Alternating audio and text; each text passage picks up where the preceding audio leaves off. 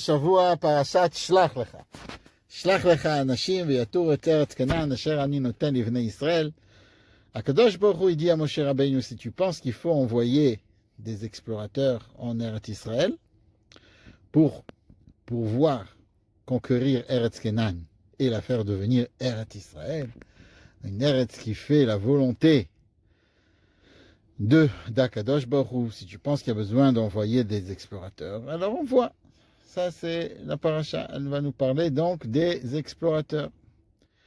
À la fin de la paracha, on va nous parler d'une mitzvah extraordinaire, de la mitzvah de tzitzit. Et il y a plusieurs mitzvahs dans cette paracha. Mais la question que beaucoup de commentaires se posent, c'est que comment se fait-il que des explorateurs tellement érudits et tellement connus sont tombés et au lieu d'amener donc une très très grande bénédiction au peuple juif, d'amener donc l'enthousiasme et la volonté de conquérir cette Eretz Kenan, ils ont amené exactement l'inverse.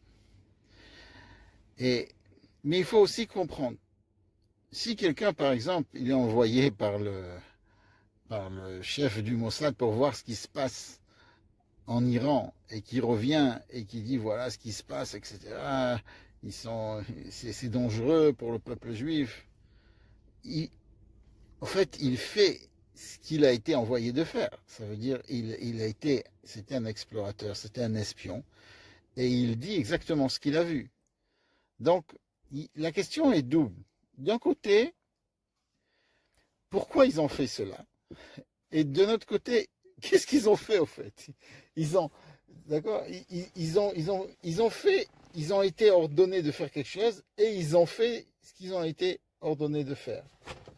Alors, d'où vient la colère divine, la colère tellement grande, qui est au fait, on dit que ce qui s'est passé où ils ont tous pleuré et qu'ils ont dit on ne pourra pas monter en Eretz Israël, ça s'est passé Tisha B'Av. Et si on veut, c'est le commencement de Tisha B'Av, le Chet HaMeraglim, ce qu'on appelle la faute des Meraglim, c'est le commencement de la destruction du temple. Ça veut dire qu'ils auraient dû rentrer en Eretz Israël tout de suite, le temple, il aurait dû être construit par Moshe Rabbeinu. Et tout aurait dû bien se passer. Mais au lieu que ça se passe comme ça, ils sont tous ils sont morts. Toute cette génération est morte dans le désert. Et bien sûr, Moshe Rabbeinu aussi, il est mort dans le désert. Il n'est pas rentré en Eretz Israël. Et ils ont pas, c'est pas lui qui a construit le Beth Amikdash. Le Beth Amikdash, il a été détruit. Le premier Beth Amikdash, le deuxième Beth Amikdash.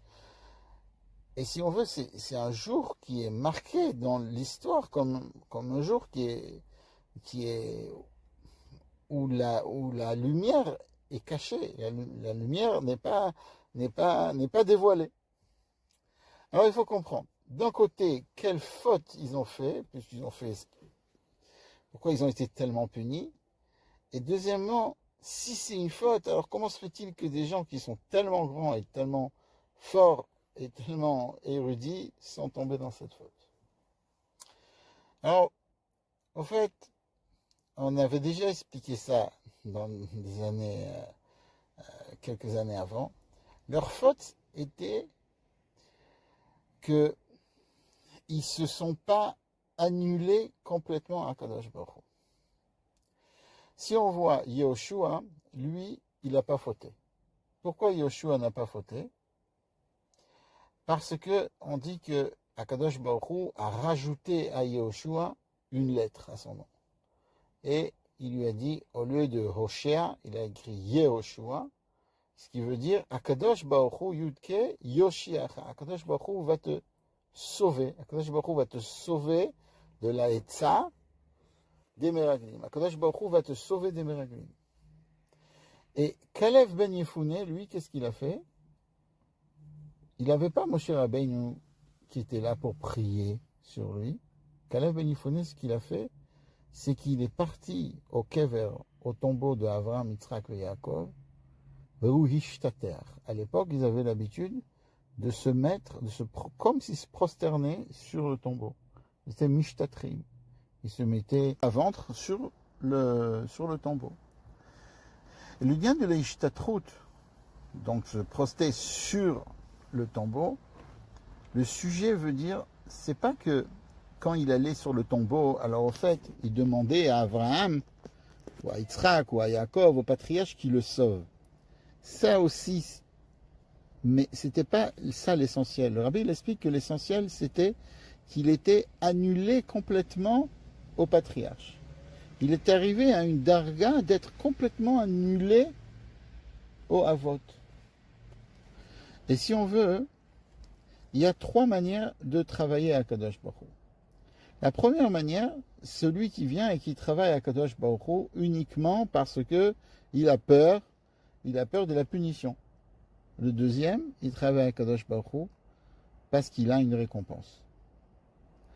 Et le troisième, il travaille à Kadosh Baruch Hu parce qu'Akadosh Baruch Hu lui a demandé de le travailler.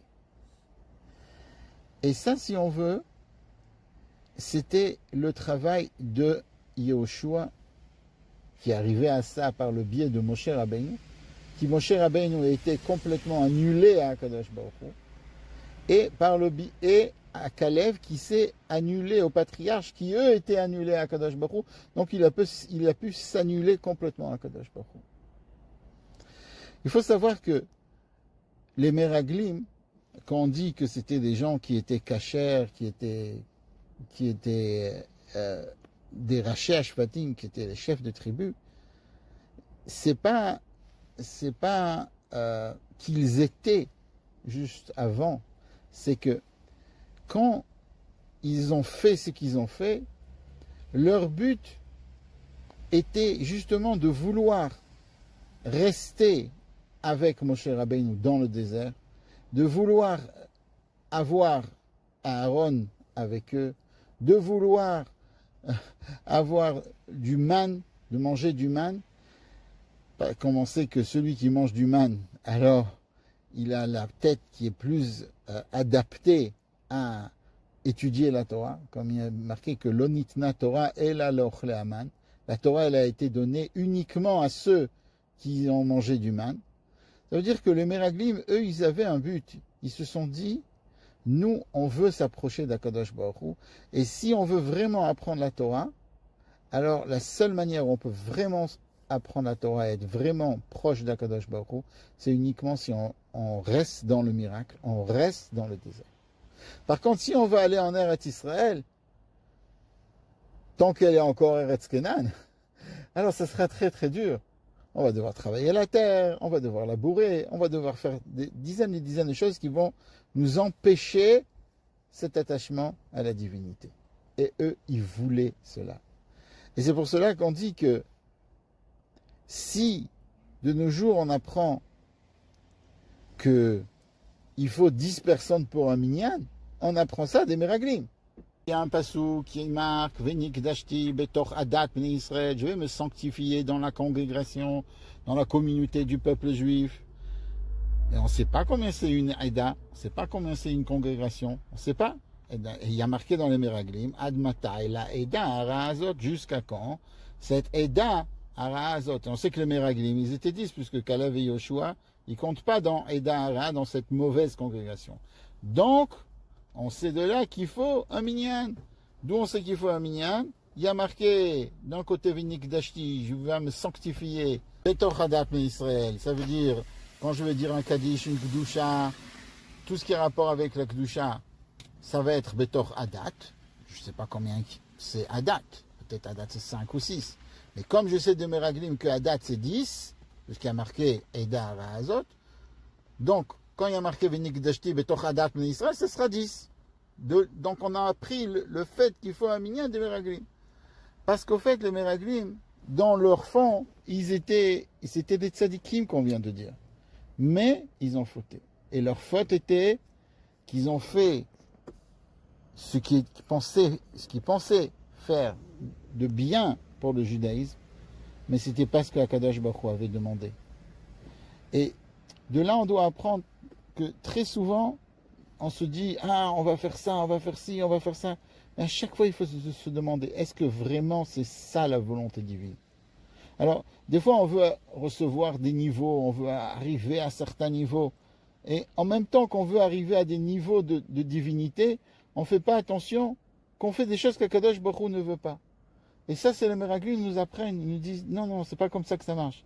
À chaque fois, on doit se remettre en question. Est-ce que c'est vraiment la volonté divine? Et si c'est la volonté divine, très bien, il faut le faire. Mais si c'est pas la volonté divine, même que moi, je crois que je vais arriver plus haut, etc. Des fois, ça vient par le biais que je vais vexer l'un, que je vais vexer l'autre, que je vais pas faire attention à mes enfants, je vais pas... Non, non. Tu dois d'abord faire ce que tu dois faire dans le monde. Ce qu'Akadosh Baruch Hu t'a envoyé, ta shlichut dans le monde.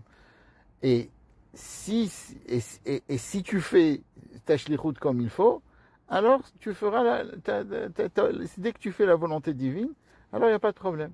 Le nom de ma paracha, shlach lecha, ça veut dire toi de ta shlichut initiale. Si tu veux monter et avoir des niveaux, t'élever dans le travail d'Akadosh Baruch Hu, n'oublie pas ta première shlichut.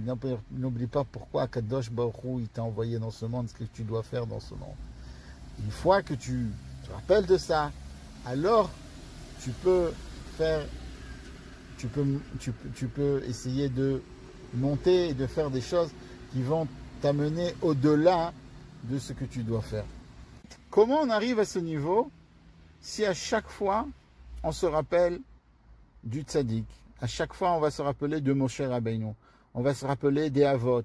Si on est en bitoul, on s'annule devant les Avot, alors on a une possibilité d'arriver à cela, de savoir qu'est-ce qu'il faut faire, qu'est-ce qu'il ne faut pas faire.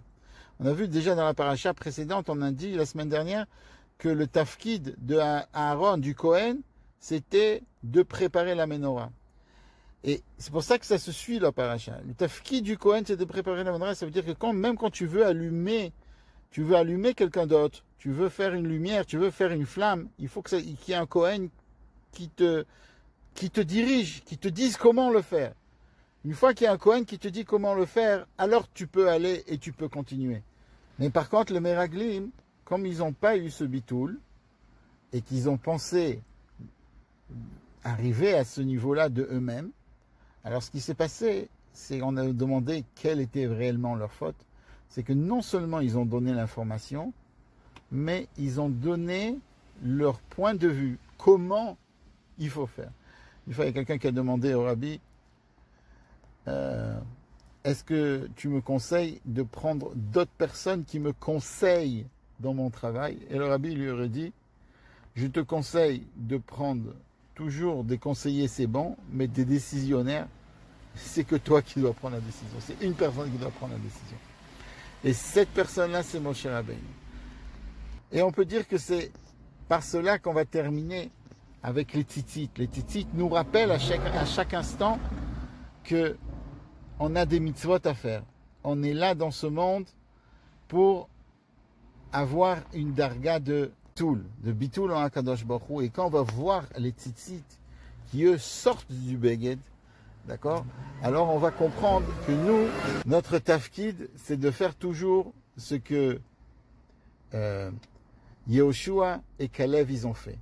On dit comme ça que s'il y a un canard, par exemple, qui reçoit un coup, et il tombe d'assez haute hauteur et il tombe dans un lac, alors si on veut savoir si le canard il est cachère, on peut lui faire la shrita, le manger ou pas, on ne peut pas savoir si par le fait qu'il flotte dans l'eau, s'il est toujours cachère ou pas. Pourquoi? Parce que peut-être que c'est l'eau qui le fait bouger. Par contre, si on voit que le canard, il va plus vite que l'eau, ou il va de l'autre côté du courant, alors on peut savoir que le canard, il est en bonne santé et que le canard, il est cachère, et on peut le manger. Et ça, c'est un petit peu le lien de savoir que il faut toujours regarder ce que les tzadikim nous disent de faire. Et même si on n'est pas dans le courant, dans le mainstream, comme on dit ici, et on est brinat tzitzit, on est en dehors de ce que tout le monde fait, Mais si les tzadikim nous disent de faire comme ça, alors il faut aller d'après leur chemin. Avec une anecdote que j'ai entendue du Rav Hillelem, qui a un juge comme ça, qui était, lui il était en Chine, et il devait partir à Hong Kong Shabbat, et pour une raison ou une autre, il n'a pas pu partir à Hong Kong, et il s'est resté en Chine pour Shabbat. Et ils n'avaient pas vraiment de quoi manger, il était vraiment perdu.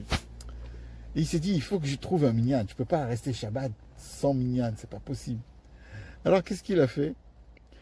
Il a cherché dans tous les hôtels s'il n'y avait pas des gens, des Américains ou des Israéliens, qui avaient un nom juif. Et il a cherché, il a trouvé encore 6 personnes. Donc après il a trouvé encore une personne. En tous, ils étaient 9 personnes. Et il n'y avait rien à faire. Il ne trouvait pas le 10e, il ne savait pas quoi faire. Et puis d'un coup, la police elle arrive. Et la police elle dit, c'était en Chine, il dit, vous n'avez pas le droit de vous rassembler. Ça veut dire quoi? Vous faites vous rassembler. C'est une Afghana, c'est une manifestation qui n'est pas légale. Et il y en a un qui était là-bas et qui l'a dit, si vous m'amenez, monsieur, ça n'a pas d'importance, un nom, il a donné un nom de famille juive, il a dit, si vous m'amenez ce monsieur-là, alors on va s'éparpiller. Le policier, il a dit pas de problème, il est sorti dehors, il a cherché, et pour l'instant, ils ont commencé à faire la tfila sans minyan, ils étaient très tristes. Et d'un coup, le policier, il retape avec le monsieur. Le monsieur, si je sais pas, monsieur Rosenblum, il amène un monsieur Rosenblum. Et il lui dit, voilà, maintenant vous vous éparpillez. Mais ils étaient tellement contents d'avoir le 10e qu'ils se sont embrassés, qu'ils se sont enlacés, etc. Ils étaient très contents d'être mignons. Le policier, à la fin, il en a eu marre. Et il les a laissés finir la tfila. Et après, on lui a demandé, mais comment se fait-il que tu le connais, tu savais qu'il devait venir? Il dit non, je voulais juste qu'il parte. Donc je lui ai donné. Et à la fin, ce monsieur Rosenbaum, il avait préparé un Shabbat pour plusieurs personnes qui devaient venir. À la fin, ne sont pas venus. Et comme ça, tout le monde a pu faire Shabbat ensemble. Ils ont fait Shabbat. Ils ont passé un Shabbat très joyeux. Et ça, si on veut, là, d'abord l'importance du minyan, comme on a dit, mais que quand on se donne à Akadosh Baruch Hu et qu'on est en bitoul à Akadosh Baruch Hu, qu'on a une émouna qu'Akadosh Baruch Hu va nous aider, alors Akadosh Baruch Hu Bémet nous aide et nous amène la bracha. Et Bezrat Hashem non seulement nous amène la bracha, mais il nous amène même les ma'alot qu'on voulait recevoir, même les niveaux qu'on voulait recevoir. Et il nous amène donc le minyan, et que Bezrat Hashem, Akadosh Baruch Hu nous amène le Mashiach, Tzidkenu Tekef Minyan Mamash.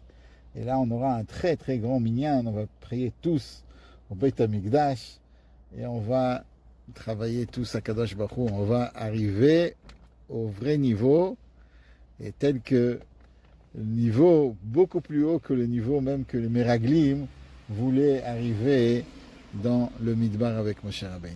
Alors, que Bezrat Hashem, cette semaine qui prépare le jour de Kafret Sivan, le jour où le Rabbi, il a été sauvé en 1941, Kafret Sivan, et il a pu se sauver donc des nazis et venir en Amérique. Et Sgoula, c'est un jour spécial. Et ce Shabbat-là, donc, bénit cette journée, puisque ce Shabbat, c'est Kaf Gimel Sivan, donc c'est béni Kafret Sivan. Donc, Bezrat Hashem, on puisse voir le Mashiach Tzidkenu venir, Tekef Miyad Mamash. Shabbat Shalom.